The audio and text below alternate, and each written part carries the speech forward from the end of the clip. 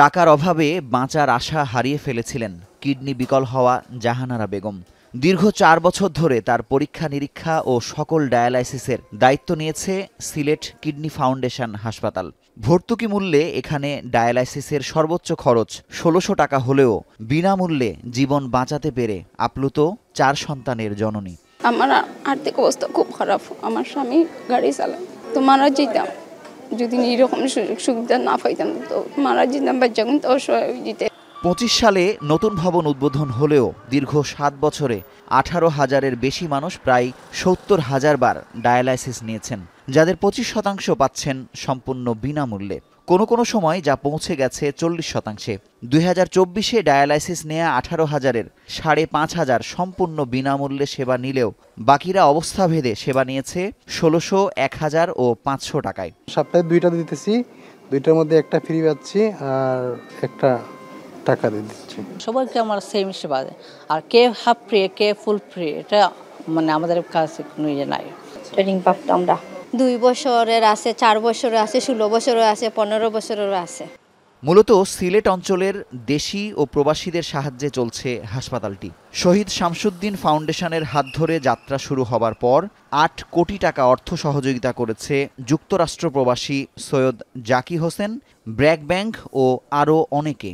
Dialysis সেবা মূল হলেও শতাধিক শয্যার হাসপাতালে শিগগিরই চালু হবে আইসিইউ। ভবিষ্যতে বড় সার্জারির পাশাপাশি কিডনি প্রতিস্থাপনের সুযোগ সৃষ্টির আশ্বাস কর্তৃপক্ষের। আমেরিকার স্ট্যান্ডার্ডে সেবা নিশ্চিত করার আশ্বাস হাসপাতালটির চেয়ারম্যান যুক্তরাষ্ট্র প্রবাসী ইমেরিটাস অধ্যাপক জিয়াউদ্দিন আহমেদের। আমি কোনোদিন আমার সিলেটের বাইরেকার কিছু পয়সা চাইনি। আমার বরিশালের বন্ধু, সে 10 লাখ টাকা দিয়ে চাইলে আমি নিব না। কেন? তুই বরিশালে কর, আমি হেল্প করবো। আমি যদি তোর কাছে পয়সা আমি মডেল তো দিবি না। যে অঞ্চলের মানুষকে দিয়ে অঞ্চলকে উন্নত করার যে মডেল আমরা তৈরি করব, সেটা দেখার পরে যে মানুষকে উৎসাহ হচ্ছে। বড় ডোনেশন বলতেছি ধরো 3-4টা ফ্যামিলি, কিন্তু আমরা চাচ্ছি বড় ডোনেশন থেকে আস্তে আস্তে আমরা ছোট ডোনেশনে যাব। কয়েক কোটি টাকা মূল্যের দান করা জমিতে রোগীরা সুস্থ হয়ে বাড়ি ফেরে এই আনন্দে উচ্ছ্বসিত জমির মালিক। যখন লোকজন আসে, পা ফুলা, হাত ফুলা, শরীর ফুলা, খুব কষ্ট করে আসে, যাওয়ার সময় দৌড়িয়া বাড়িতে যায়। এইটাই আমার খুব আনন্দ পাই। নিজ অঞ্চলের মানুষের অর্থেই সেই অঞ্চলের চিকিৎসা ব্যবস্থা নিশ্চিতের নতুন মডেলে সহযোগিতা করার আশ্বাস সমাজ কল্যাণ উপদেষ্টার। যারা বিদেশে আছেন তারা এখানকার প্রফেশনাল টিমের সাথে যৌথভাবে কটা প্রকল্প করেছে, আমার মনে হয় নগণ্য। এই প্রকল্পের মধ্যে থেকে একটা নতুন স্রোত তৈরি হলো। মন্ত্রণালয়ের দায়িত্বই হচ্ছে এটাকে সম্ভব করে দেওয়া এবং এটাকে একটা রেগুলেশনের আন্ডারে রাখা।